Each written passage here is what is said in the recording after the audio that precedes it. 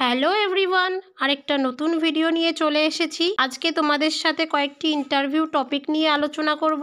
এছাড়াও আরও কোন কোন ইন্টারভিউয়ের টপিক নিয়ে ডিসকাস করব তা কমেন্ট করে অবশ্যই জানাতে পারো। তাহলে শুরু করছি ডিসকাশনটি। ফার্স্ট আমরা জানব হ্যান্ড ওয়াশিং। হ্যান্ড ওয়াশিং কত রকমের হয়? মেনলি হ্যান্ড ওয়াশিং হয় দুই রকমের। First surgical hand wash, second medical hand wash. Surgical hand wash করা হয় 2 থেকে 6 মিনিট, আর মেডিকেল হ্যান্ড ওয়াশ করা হয় হচ্ছে 40 to 60 সেকেন্ড। আজ আমরা মেডিকেল হ্যান্ড ওয়াশের স্টেপ ডিসকাস করব। এই মেডিকেল হ্যান্ড ওয়াশিংটা 40 to 60 সেকেন্ডের মধ্যে কমপ্লিট করা হয়। At first wet hands with water. সবার ফার্স্টে দুটো হাত আগে জল দিয়ে ভিজিয়ে নিতে হবে। Then apply enough soap to cover all hand surface. দুটো হাত ধোয়ার মতো যতটা সাবান লাগবে ততটা সাবান নিতে হবে। সেকেন্ড স্টেপ হবে রাব হ্যান্ডস পাম টু পাম। ছবিতে যেমন দেখিয়েছে একটা হাতের উপর আরেকটা হাত রেখে তারপরে রাব করতে হবে। Then third step right palm over left dorsum with interlaced fingers and vice versa. ছবিতে যেমন দেখিয়েছে ডান হাতের পাম লেফট হাতের ডরসামের ওপর দিয়ে আপওয়ার্ডে রাব করতে হবে। নেক্সট হাতে সেম জিনিসটাই রিপিট হবে। Then 4 number point palm to palm with finger interlace. ছবিতে যেমন দেখানো আছে ফিঙ্গারগুলি ইন্টারল্যাশ করে আপওয়ার্ডলি রাব করতে হবে। Then 5 number step back of fingers to opposing palm with finger interlock. মনে রাখার সুবিধার জন্য এটাকে আমরা শিকল স্টেপও বলতে পারি, বা এটা ইংলিশে বলা হয় interlocked. 6 number step rotational rubbing of left thumb clasped in right palm and vice versa. 6 number স্টেপে বুড়ো আঙুল ঘুরিয়ে ঘুরিয়ে রাব করতে হবে। দুটো হাতের ক্ষেত্রেই same process. Step number 7 rotational rubbing backwards and forward with clasped finger of right hand in left palm and vice versa. ছবিতে যেমন দেখানো আছে সেভাবেই ক্লকওয়াইজ অ্যান্ড অ্যান্টি ক্লকওয়াইজ এটাকে ঘুরিয়ে ঘুরিয়ে হাতটা ধুয়ে ফেলতে হবে। দু হাতের ক্ষেত্রেই সেম। দেন 8 নাম্বার স্টেপ হবে রেইনস হ্যান্ড উইথ ওয়াটার। হাতটাকে জল দিয়ে ভালো করে ধুয়ে ফেলতে হবে। 9 number step dry hand thoroughly with a single use towel. মানে যেটা হচ্ছে ইউজ অ্যান্ড থ্রো, সেরকম একটা টাওয়াল নিয়ে সেটাকে হাত ভালো করে ড্রাই করতে হবে। 10 number step use towel to turn off faucet. যে টাওয়াল দিয়ে আমরা হাতটা মুছেছি সেই টাওয়াল দিয়েই আবার জলের কলটাকে অফ করে দেবো। আর 11 নাম্বারে বলেছে your hands R now safe. এবার তোমার হাত পুরো ক্লিন। আর হ্যান্ড ওয়াশিংয়ের স্টেপগুলো মনে রাখার জন্য একটা শর্টকাট টিপস বলে দিলাম, যেমন হচ্ছে wet hands, take soap solution, palm to palm, back to palm, interlace, interlock, thumb rotating, finger tip rotating, finger tips to wrist, dry with towel. এখন যে হ্যান্ড ওয়াশিংয়ের যে আপডেটেড ভার্সন সেটায় 9 নাম্বারটা এখন বাদ আছে, সো তোমরা 9টা কিন্তু বাদ দিয়েই পড়বে। এবার আমরা জানবো যে হাউ টু হ্যান্ড রাব, কীভাবে আমরা হ্যান্ড স্যানিটাইজ করবো হ্যান্ড স্যানিটাইজার দিয়ে। তার আগে আমাদের জেনে নিতে হবে ডিউরেশন কত। হ্যান্ড রাবের ডিউরেশন হলো 20 থেকে 30 সেকেন্ড। হ্যান্ড রাবটাকে আমি আর আগের বারের মতো ফুল ডিটেলসে বলছি না, কারণ হ্যান্ড ওয়াশ আর হ্যান্ড রাব মোরাললেস সেমই। First, apply a palm of the product in a cupped hand, covered all surface. Second step, rub hand palm to palm.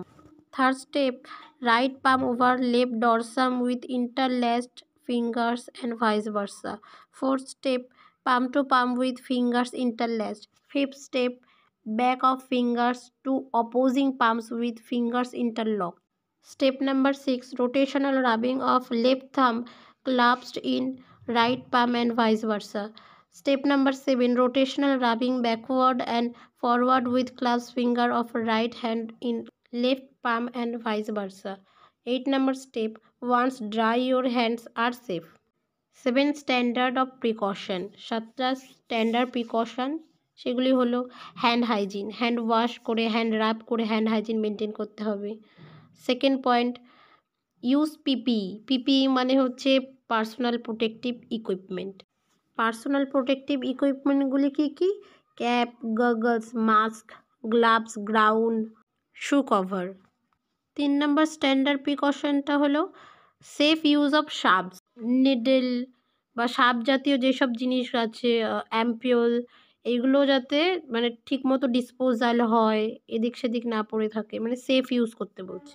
4 number standard precaution হবে সেফ ওয়ার্ক প্র্যাকটিস, মানে এমন কোনো কাজ করব না যেটা নিজেরও ক্ষতি হবে বা অন্য কারোরও ক্ষতি হবে, মানে সেফ ওয়ার্ক করব। 5 নাম্বার স্ট্যান্ডার্ড প্রিকশন হবে safe waste management. Waste management মানে হচ্ছে যে বায়োমেডিক্যাল ওয়েস্ট ম্যানেজমেন্ট আছে সেটাকে প্রপারভাবে মেনে চলতে হবে। 6 নাম্বার স্ট্যান্ডার্ড প্রিকশন হলো প্রপার ক্লিনিং অ্যান্ড ডিসইনফেক্ট, প্রপারভাবে ক্লিনিং আর ডিসইনফেক্ট করে রাখতে বলছে সব জায়গা বা হাত যে কোনো জায়গায় ক্লিনিং আর ডিসইনফেক্ট করে রাখতে। 7 নাম্বার স্ট্যান্ডার্ড প্রিকশন হলো complying with cough এটিকুইটি।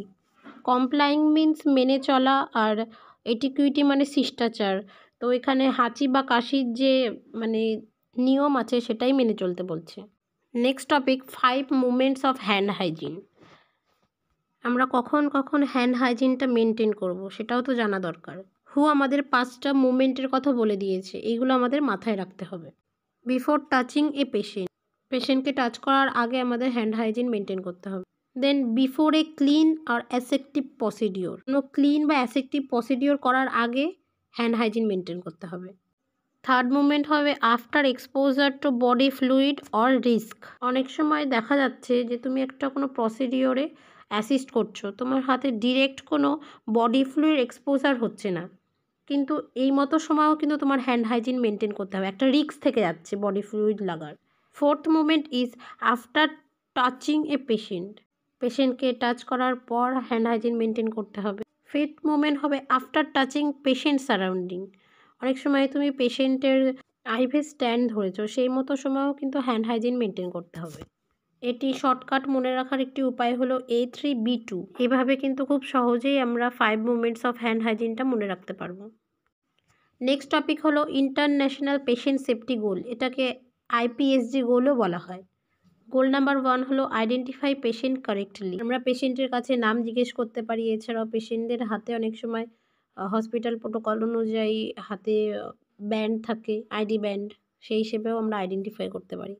Goal number 2 improve effective communication. Patient এবং পেশেন্টের বাড়ির লোকের সাথে হেলথ কেয়ার ওয়ার্কারদের কমিউনিকেশন এবং হেলথ ওয়ার্কারদের হ্যান্ডওভারের সময় কমিউনিকেশন যেন ঠিকঠাক হয় সেটা মাথায় রাখতে হবে।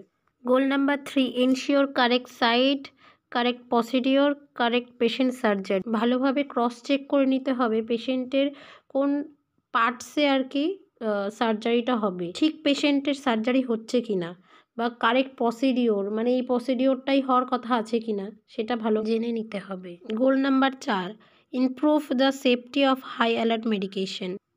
সবার প্রথমে জানতে হবে হাই অ্যালার্ট মেডিকেশন কী। হাই অ্যালার্ট মেডিকেশন হলো এমন কিছু মেডিসিন যা ভুল করে নর্মাল মানুষকে ইনজেক্ট করলে পেশেন্ট এমার্জেন্সি সিচুয়েশনে চলে যেতে পারে, যেমন হেপারিন, ইনসুলিন ইত্যাদি। সো হাই অ্যালার্ট লকারে এই সব মেডিসিনগুলি সেফলি লক করে রাখা হয়। Goal number 5 reduce the risk of health care associated infection. হ্যাঁ, হসপিটালে অ্যাডমিশন থাকলে অনেক সময় হসপিটাল অ্যাকোয়ার্ড ইনফেকশন হওয়ার চান্স খুব বেশি বেড়ে যায়। সো প্রপার হ্যান্ড ওয়াশিং বা হ্যান্ড হাইজিন মেনটেন করে এই হেলথ কেয়ার অ্যাসোসিয়েটেড ইনফেকশনগুলো রিডিউস করতে বলছে। Goal number 6 reduce the risk of patient harm resulting from falls. Goal number 6 patient পড়ে গিয়ে যাতে কোনো হার্মফুল সিচুয়েশন না হয় পেশেন্টের, সেই দিকেও নজর রাখতে বলছে। আজকের ভিডিওটি এই পর্যন্তই। ভিডিওটি শেষ পর্যন্ত দেখার জন্য অনেক ধন্যবাদ। সবাই ভালো থাকবেন, সুস্থ থাকবেন, আর ভিডিওটি ভালো লাগলে অবশ্যই লাইক, শেয়ার, সাবস্ক্রাইব করবেন।